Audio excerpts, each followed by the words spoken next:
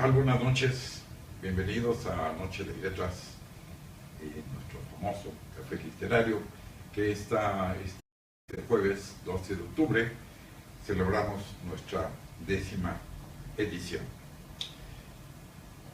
Este jueves quisiera pedirles el permiso de presentar un texto propio, para dar respuesta a la solicitud de algunas personas, amigos, la mayoría, que me han pedido que dé alguna referencia, que platique un poco sobre la historia de este libro, El Colapso, que recién se publicó y que ya está circulando en las mejores librerías de la Ciudad de México por lo pronto.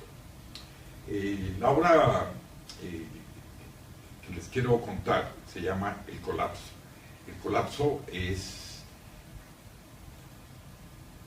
una historia sobre el tráfico en la Ciudad de México.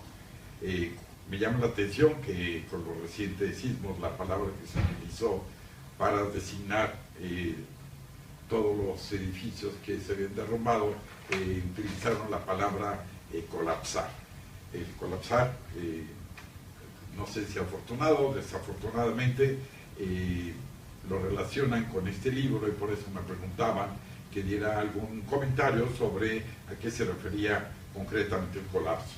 Obviamente no tiene absolutamente nada que ver con estos movimientos telúricos, y el colapso es finalmente una novela, es una ficción, es una historia que se crea a partir de la experiencia que viví durante los últimos 30 años, mientras viví en el sur de la ciudad, en un lugar llamado Xochimilco.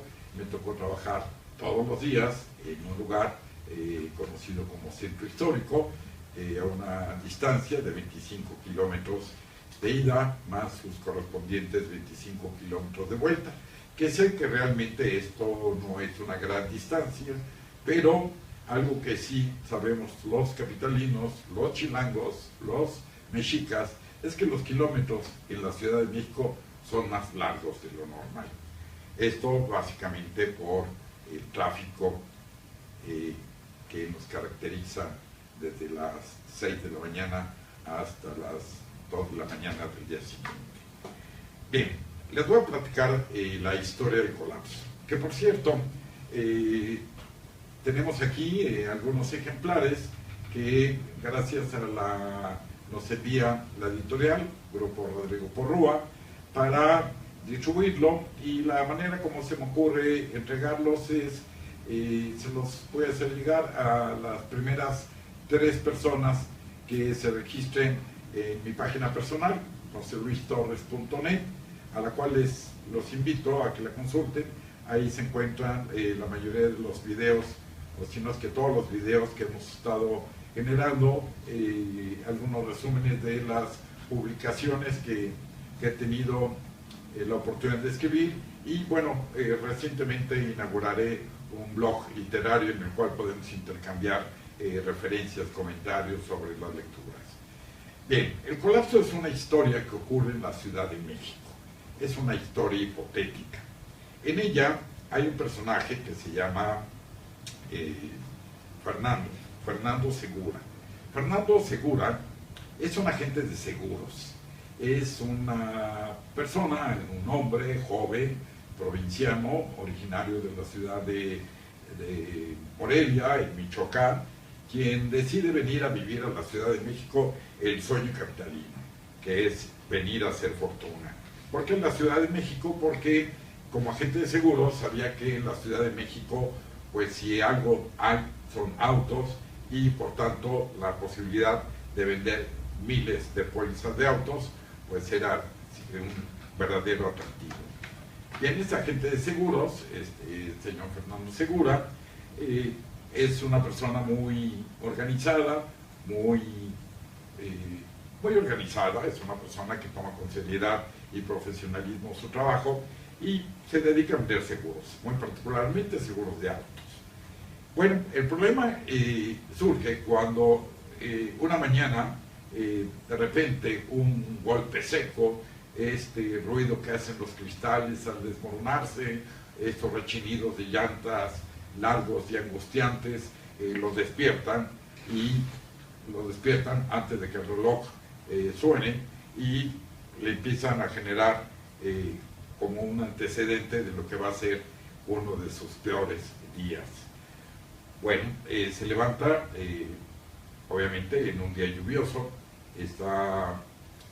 hay demasiado tráfico, se oyen los claxones por todos lados, ya no puede conciliar el sueño, se levanta, se mete al baño, huele gasolina y se prepara para visitar a su primer cliente 2 horas antes. Bueno, el señor Fernando Segura, muy exacto, dice, para prevenir cualquier posible contingencia, me levanto 2 horas antes y salgo a ver a mis clientes porque algo que debe de respetarse profundamente en los negocios es cumplir con el tiempo. Bueno, pues sale a visitar a los clientes. Y lo primero con lo que se encuentra es con esa gran imposibilidad de llegar a tiempo. ¿Por qué? Porque bueno, pues apenas va recorriendo los primeros 2 kilómetros cuando ya sufre una serie de consecuencias, como el que se atraviesa el camión de la basura, hay un camión de la Coca-Cola que está estorbando el paso, los jóvenes que entran a las universidades cercanas, bueno, pues se estacionan en doble y hasta en tercera fila, etc.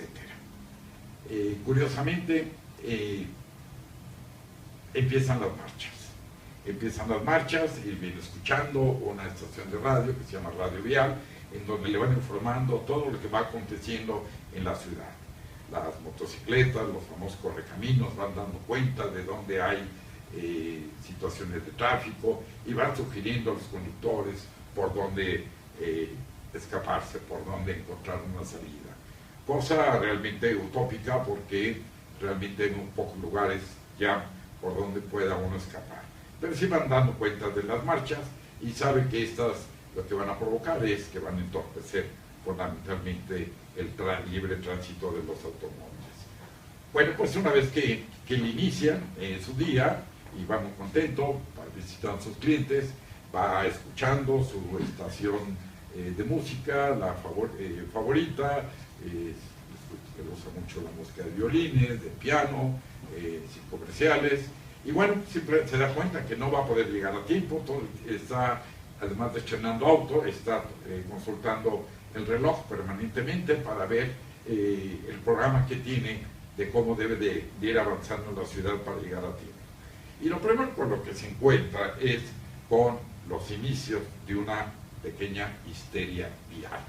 Los conductores empiezan a mentar todo lo que puedan mentar, las mujeres se desesperan, se pegan al claxon y obviamente una vez que empiezan a darse cuenta que hay una marcha y que los autos se detienen, bueno, pues empiezan las protestas de los conductores, todo tipo de protestas.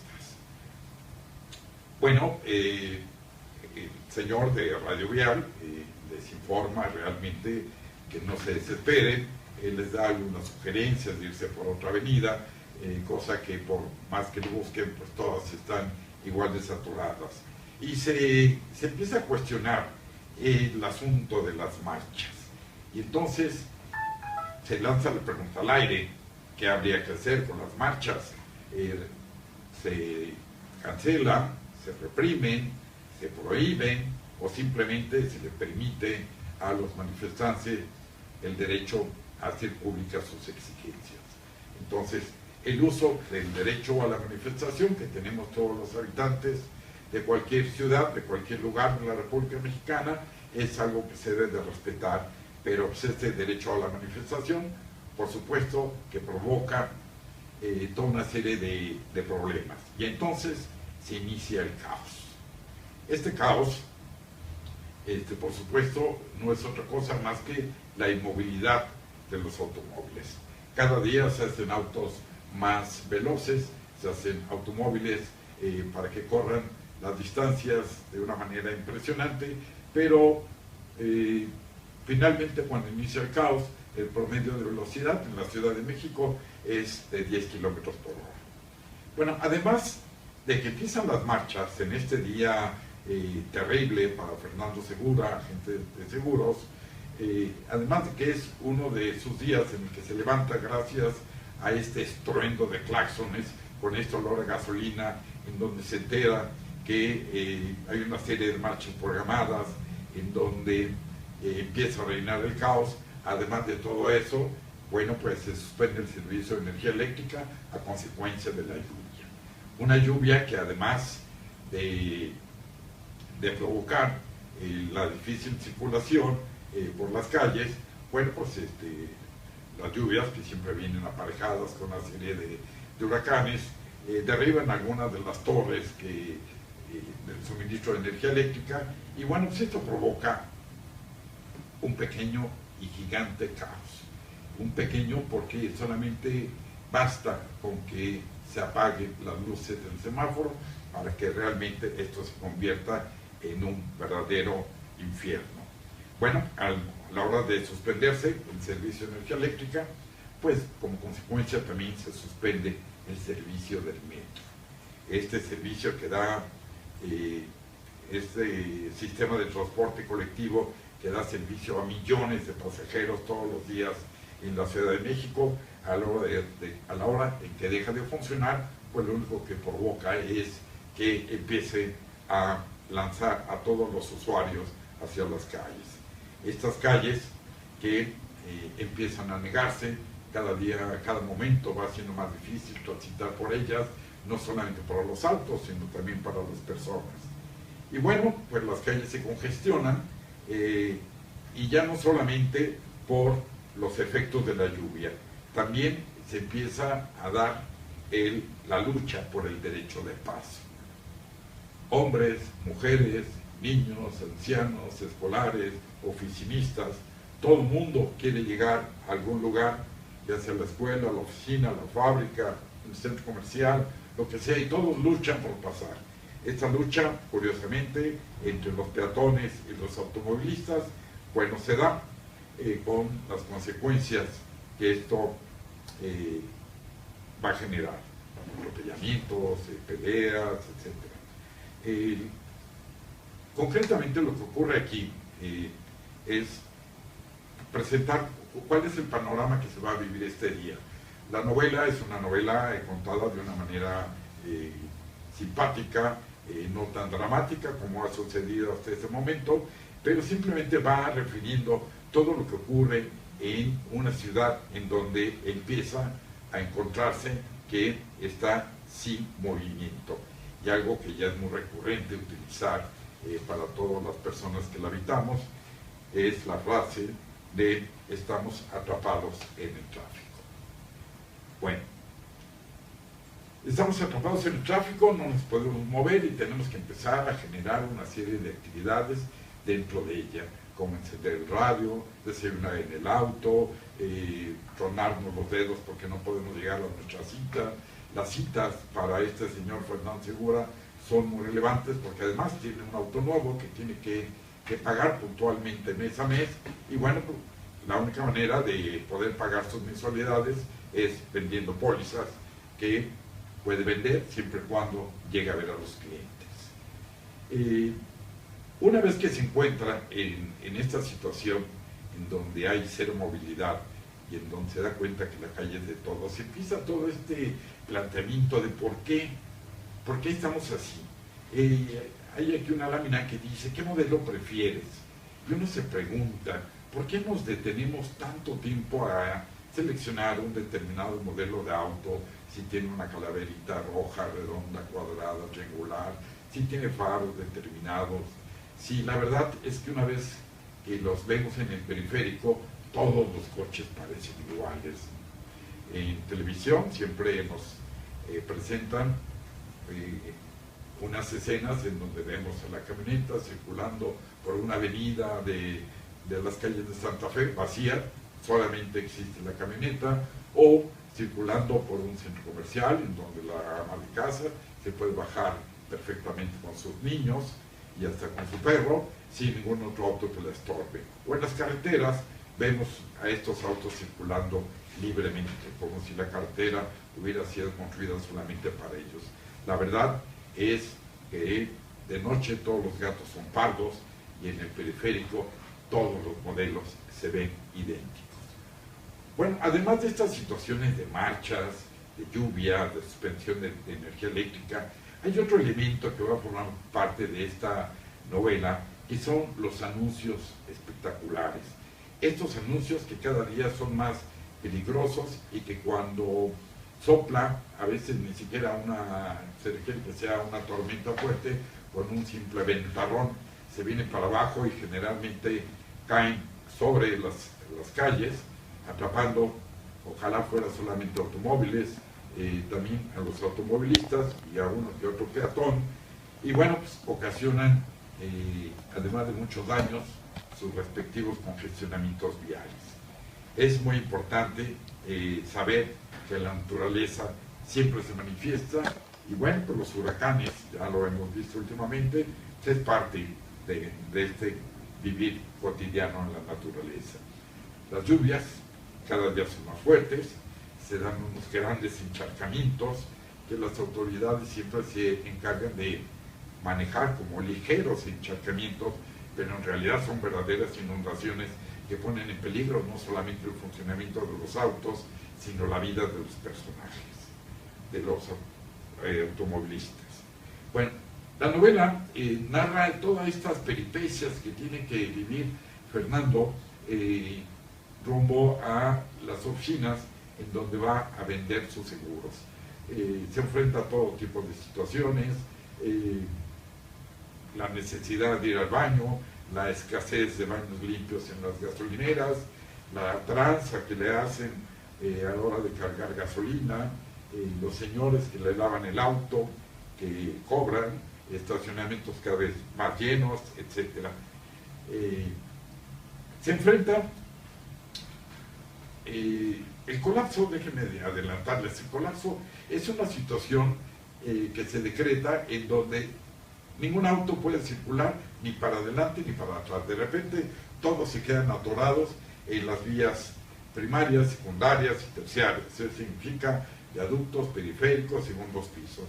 Todos se quedan atorados. Y una vez que están atorados en estas avenidas, en estas vialidades, empiezan a surgir una serie de plagas.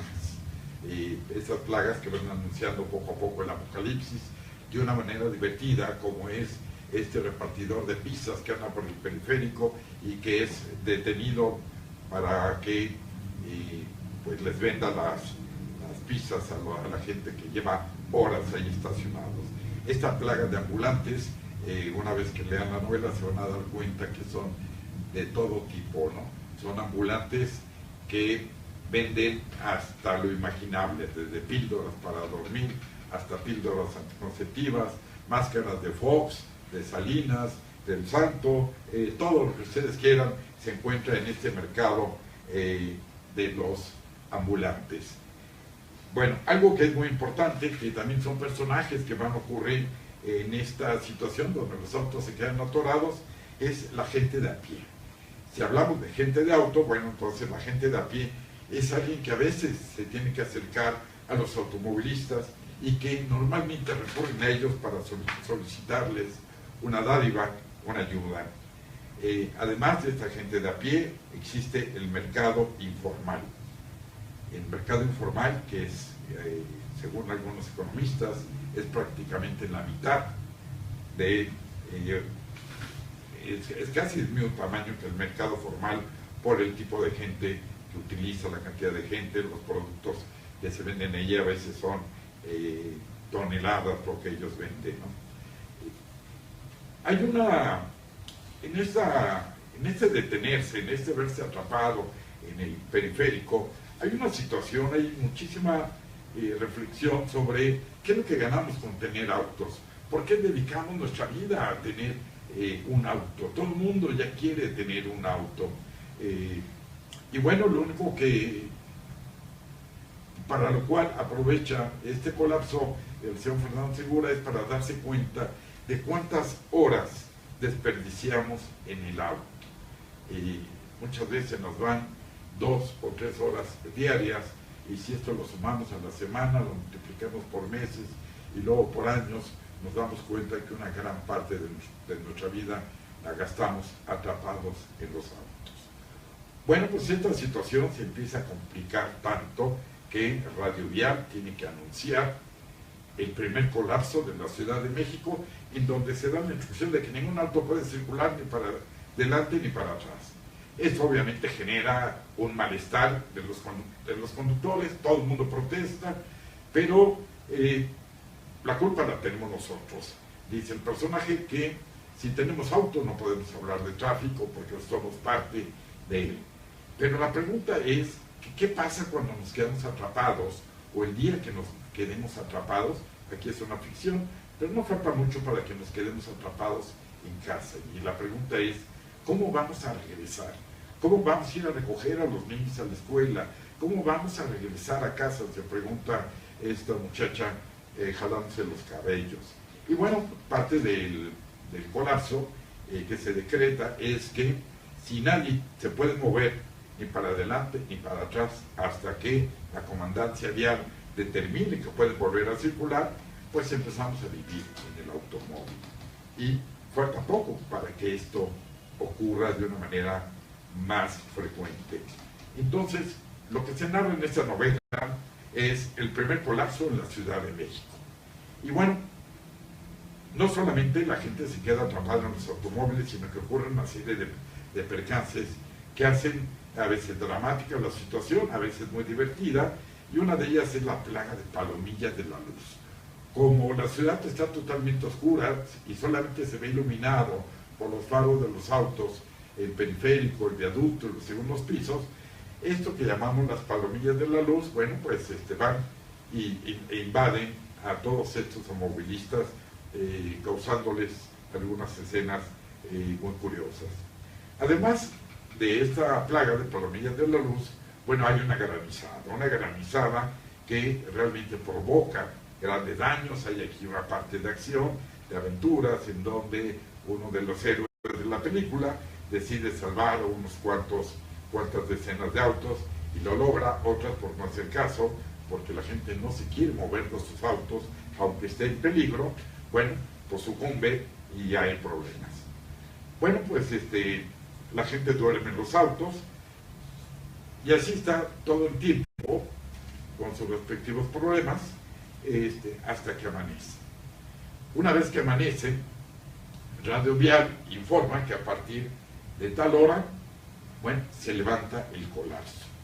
Y lo más curioso es que ocurre algo muy curioso. El conductor de Radio Vial dice que los primeros que deben de circular son los autos que van de norte a sur, y una vez que terminen de avanzar estos autos, entonces seguirán los de sur a norte. Tienen prioridad los que tengan terminación NON, y después se tendrán que esperar los que tienen terminación PAR. Los que van de oriente a poniente y viceversa tienen que esperar hasta nuevas indicaciones. A las 6 de la mañana en punto se decreta que se levanta el colapso y resulta un poco como final, aunque no es el final, ocurre algo muy curioso, porque la gente no sabe para dónde está el norte, para dónde está el sur, qué deben hacer los que están en una glorieta, para qué tienen que hacer los que están en el oriente y van para el poniente, etc. Les recomiendo que lean esta novela. Obviamente omito los finales, omito muchas escenas que son claves para el entendimiento de esta novela, pero solamente les puedo decir que El colapso es una novela divertida que además nos va a crear una gran conciencia sobre el papel que estamos usando, el papel que estamos creando por el uso de los autos. No solamente nos quedamos en la parte de consumir muchísima gasolina y contaminar el medio ambiente, sino estamos creando muchísimos problemas como la deforestación de las ciudades, el que cada día desaparezcan más jardines y camellones para dar lugar a estacionamientos, glorietas, pasos a desnivel, deprimidos, como lo le llaman, y una serie de detalles. Cuando realmente lo único que estamos haciendo para darle una solución al tráfico es crear más y más vías de tránsito. Estas vías, estos segundos pisos, estos deprimidos, no van a ser suficientes. Finalmente se tendrá que tomar una decisión de qué hacer con los autos. Rápidamente les comento que, como conclusión, no soy un estudioso del fenómeno vial, soy más bien un escritor que observa todo lo que ocurre en el mundo de los automovilistas, en el mundo de las calles, y les digo que uno de los problemas que tenemos es que le hemos dado muchísimo énfasis a los autos. El éxito actualmente se mide por el tipo de auto, por el número de autos. La otra es que todos queremos un auto particular, un auto para cada uno de nosotros, y bueno, esto está ocasionando que realmente estemos embotellados permanentemente. ¿Hay soluciones? Seguramente las hay. La única que yo me atrevo a sugerirles es que la solución que de entrada se me ocurre es que dejemos de usar el auto particular, y los que tengamos hay que compartirlo. Si compartimos el auto, vamos a hacer que esta ciudad deje de colapsarse cada vez que llueve, cada vez que timbre, cada vez que haya una marcha, cada vez que haya algún problema. Bien, pues les aconsejo que busquen este libro, se lo recomiendo, es muy bueno, dicen que es muy bueno, aunque lo haya yo escrito, y bueno, solamente quiero terminar diciéndoles que lo pueden encontrar en librerías como El Sótano, el Fondo de Cultura Económica, tanto en ciudades de Puebla, Querétaro, Monterrey, así como en las librerías del Grupo Rodrigo Porrúa, y también algunas de estas cafeterías que se llaman Finca Santa Veracruz. Tiene un precio muy accesible, y bueno, pues no se les olvide que tenemos aquí 3 ejemplares que, por cortesía de la editorial Grupo Rodrigo Porrúa, se los vamos a entregar a las 3 primeras personas que se registren en la página de un servidor, joseluistorres.net.